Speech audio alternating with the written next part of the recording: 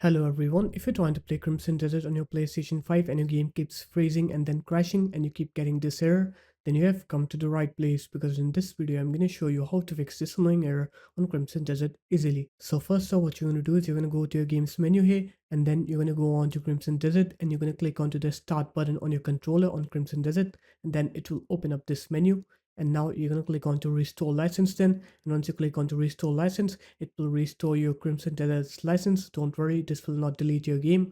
After that, you're going to click onto the start button again and you're going to click on to check for update now, and then you're going to update your Crimson Desert, and if there are any updates it will download those new updates.